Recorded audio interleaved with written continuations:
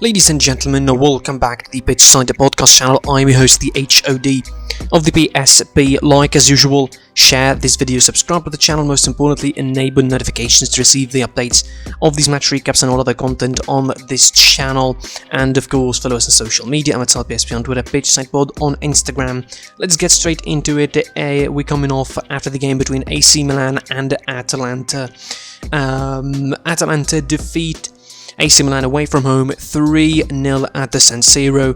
Certainly this was a game where I think this is a game that Milan need to forget about really pretty soon, because they have a much more important game I think against Inter Milan in the Cup in the quarterfinal just in 3 days time, so I think they need to probably take it in the chin and just go. But certainly this game has a lot of interesting points to talk about. The start was pretty strong from Atalanta, the first 15 minutes in particular. I mean, the first half overall was pretty quick and slick from Atalanta. The midfield was working tirelessly. There was a lot of movement that AC Milan couldn't cope with. They felt a little bit, fatigued. Not a little bit, just a lot of fatigue in the AC Milan players. The midfield in particular, Tonali and Kessie were not exactly working that well. They were completely outdone by the likes of Freuler, Darun, Ilicic, Zapata. Gosens and Attenborough on the flanks were absolutely killing it. There was no room for AC Milan to maneuver anything. It felt like AC Milan players were too static, too stagnant at certain points. They couldn't move. There was a lot of spaces behind the defenders. Certainly Atalanta took advantage, and of course set-piece defending is so bad for Milan. They conceded on a corner. I mean, it was a short corner, but technically it still is a set-piece play because they were pulled off. They were pulled off really by the short corner play. Spaces were there. Christian Romero or Toloi really mounting in and heading the ball into the net. Donnarumma could have done really better in that first goal. We'll come to him really in the other goals, but certainly he could have saved the ball there. It went straight under him and into the net inside 26 minutes. Deservedly, Atalanta were leading. For a brief moment after the goal, Milan looked like they're going to be having the game in hand, but very quickly Atalanta turned the momentum and turned the heat on and continued to press them later on in the first half, and it was pretty much a one-sided first half. Atalanta didn't muster anything significant. Ibrahimovic felt too isolated. There was no much service coming with the absence of Çalhanoğlu, of course. The absence of Benacer in the midfield decreased the work rate too much, with Kessie, too static. Also, Tonali didn't have the best of games as well. Calabria was bounced on that right hand side really. De Hernandez less so, but I think Calabria was really bounced on that right hand side. Ilicic was coming on his way, Zapata was coming on his way, Pessina was coming on his way, Gosens was coming onto his way, Freuler. All of these players were exchanging and taking turns into really running down that left hand channel, tucking in, tucking out, making all sorts of movement and quick exchanges to really sort of disturb the positioning of the AC Milan defenders. Kalulu, the young French defender for AC Milan, didn't have a lot of chances really to posture himself and to sort of establish his position in the game really. He was completely bullied by the likes of Zapata and outdone by Ilicic throughout the game, who's been the MVP for Atalanta in that game. The second half, I think it was deliberately slow from Atalanta. They deliberately lowered the tempo, lowered the pace of the game. They kept it pretty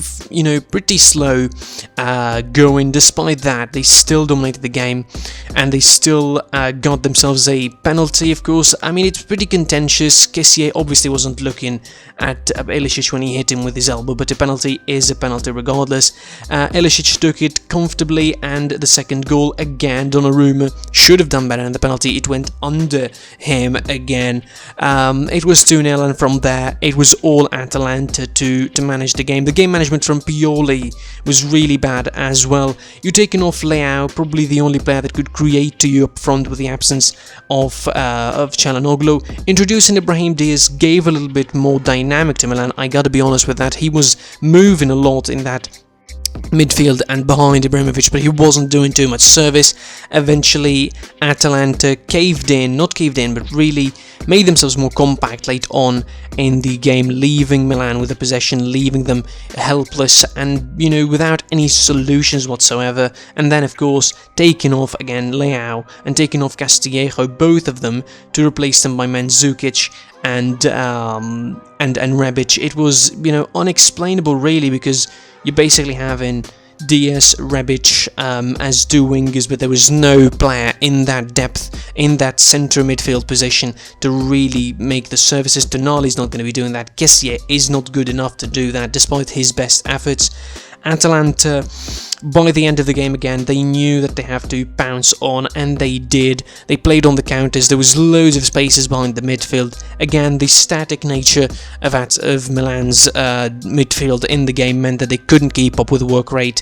Atalanta scored the third goal later on by Zapata after, of course, missing two big chances with the headers, one over the crossbar and one hitting the upright. Zapata scoring the third goal. Game, set and match for Atalanta. Certainly 3 important points, keeping the run of unbeaten games going. 11 now for Atalanta on the bounce, unbeaten, and also 3 points coming with the bonus of a clean sheet. A great performance, a dominating performance, I would add, considering that everybody expected AC Milan to have some sort of role to play in the game, but apparently fatigue was too much for AC Milan. A combination of fatigue, stagnation, bad performances and bad management from Stefano Pioli made the game really hard for them. Atalanta, masterclass of tactics for Gasperini, really, knowing what to do, knowing how the game plan, knowing how to work. They completely disturbed the movement of AC Milan, completely overworked them and outworked them in the midfield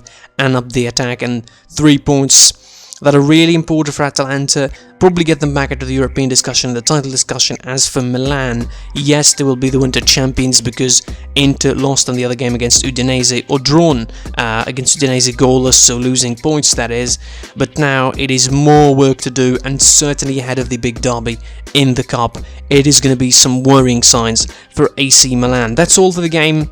Like, share, comment on this video what you thought of the game yourself, subscribe to the channel, most importantly enable notifications to receive all the updates. Follow us on social media, I'm at PSP on Twitter, PitchSetPod on Instagram, the link's in the description, and you can listen tomorrow to the podcast on Spotify, Google Podcasts, or any other platform. We get to this game and the other Serie A games, of course, more in that episode. Until the next time, I was your boy, the HOD of the PSP, and I'll see you soon.